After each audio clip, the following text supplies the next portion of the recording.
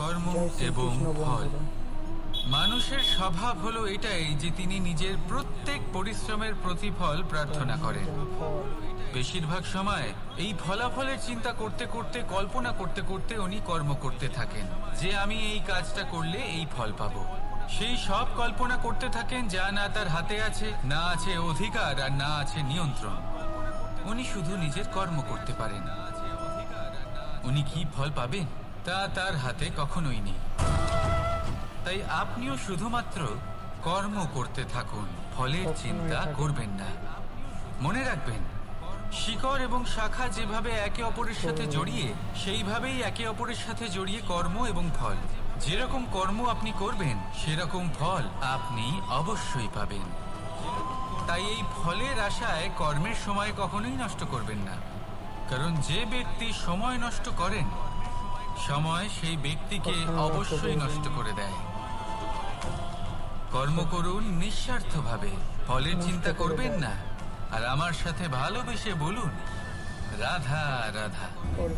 কর্ম এবং ফল। রাধা। দেখতে গেলে এই সমস্ত ব্রহ্মাণ্ড এই দুইয়ের মাঝেই স্থির হয়ে আছে। মানুষজন কর্ম করেন ভালো ফল লাভের আশায়, আর ভালো ফল লাভের আশায় উনি এটাই ভুলে যান যে উনি যে কর্ম করছেন তা কি করছেন। আমি বলেছিলাম কর্ম করুন ফলের চিন্তা না করে, কিন্তু কি কর্ম করছেন সেই বিষয়ে ভাবাটাও অত্যন্ত আবশ্যক। নয়তো অনেক সময় আমরা এমন কর্ম করে ফেলি যা না চাইতেও বিষে পরিণত হয়।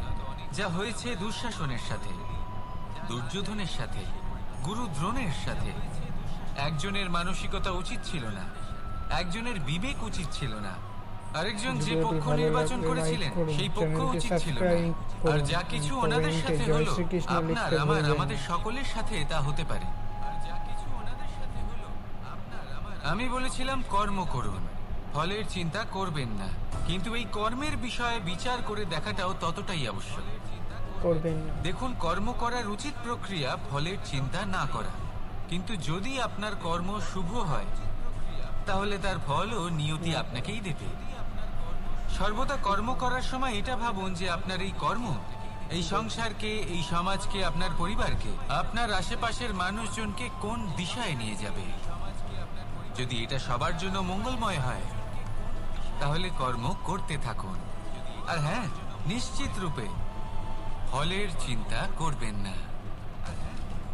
আসুন আমার সাথে ভালোবেসে বলুন রাধা রাধা।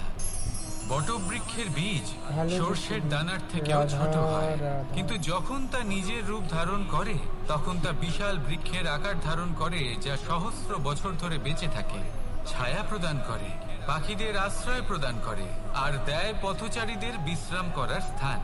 কেন? কারণ সেই ছোট বীজ তা মাটির ভেতরে গিয়ে নিজের খোলস ত্যাগ করে।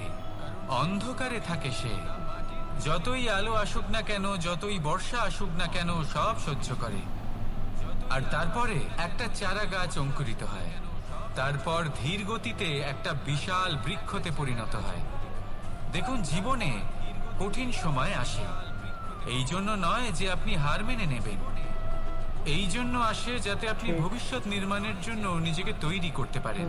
যদি কঠিন সময়ে আপনি ওই বীজের মতো দৃঢ় হয়ে থাকতে পারেন, তাহলে আপনিও একদিন সেই বিশাল বৃক্ষের মতো নিজের অস্তিত্ব গড়ে তুলতে পারবেন, যা সহস্র বছর পর্যন্ত মনে রাখা হবে।